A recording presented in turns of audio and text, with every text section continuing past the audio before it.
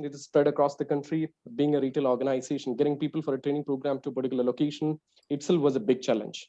But now of course, we have even though VLT was there before, even though we had an LMS platform before, but if you look at the time spent by people earlier, it was very, very less. The number of learning hours was very, very less. But now things have changed. In the last 1 year, if you look at the number of time people used to spend in the learning management system or these kind of VLTs program has significantly improved. For us was that we did not start with the skill building or the functional building, because the time when we launched this was the time when when a learner or an employee was actually getting into a pandemic. He was not aware how to manage a team call. He was not aware how to suddenly handle a virtual team. Yep. He was not aware about how to manage himself, how to manage the work-life balance. So we started with all those things. And I think that helped in getting that pull at the beginning, I would say. That's a good insight. You start with the basics.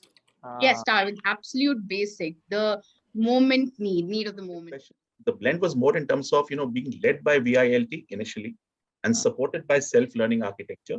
And gradually, as we, as people started becoming a little more comfortable with the digital self-learning architecture, then we started introducing more content over there.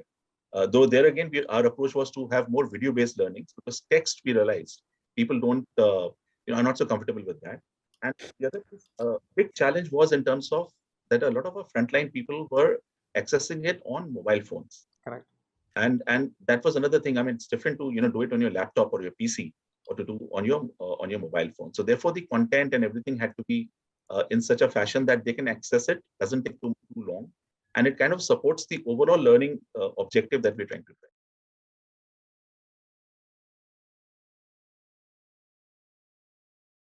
drive. We analyze 50 million learning records, like I said, and if you push people learning, right, if you tell them it's compulsory learning, the completion ratios across all our customer base of 1 million users was about 23 to 25%. Whereas if people learned on their own, can you take a guess what the number was? So you could so most of these learning platforms, you could just push courses to them, and they could also search and enroll. Do you know what the other number is? If people learn on their own, 50%. Yeah, it's 65%. Right. So here is a clear data point that says if you make people learn on their own, they're likely to learn better. Forms. So it wasn't limited to, that whether if it is a functional training, we'll do this, and if it is a managerial training, we'll do that. It was more on what is the importance of this content? How does this content impact the business? What is the time frame in which this content will be impacted? If you have to see a behavioral change in a week's time, it had to be virtual instructor led. It had to be there and then. If people could, have the time to come up the learning curve a little bit, 30 days also seemed long in this time. But if that kind of luxury was there, then it could be driven through self-paced. The challenge was to make sure content is available in all vernacular languages. And we did a tremendous job on that. Every learning that we have been creating, we have been thinking about, 6 to 7 languages is the minimum in which I have to make sure that the content is made. Also, the other thing that we did, we got leaders in the classroom to talk. We got the high-performing peers to also talk and share their success stories. And the way we constructed our entire agenda was around replicating the customer scenarios in the classroom. So for us, I think we really made it very businessy, and it actually became a business-led agenda.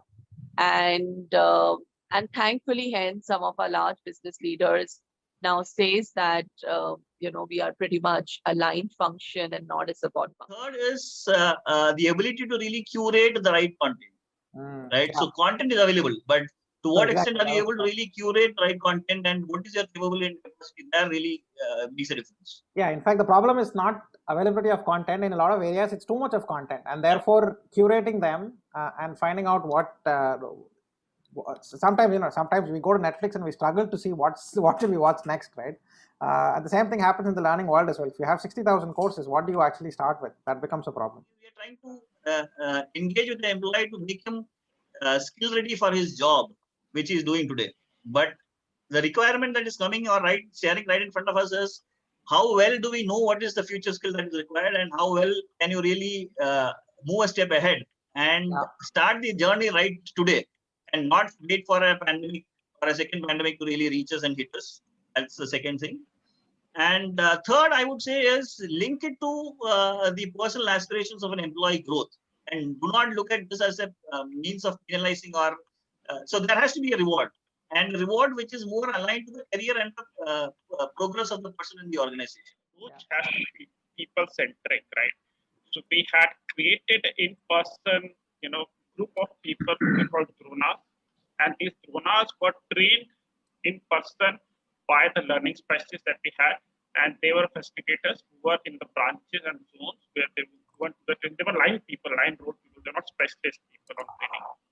So we had created, let's say there was a sales regional manager who was good and passionate. So we said that you enroll and you start the drona role.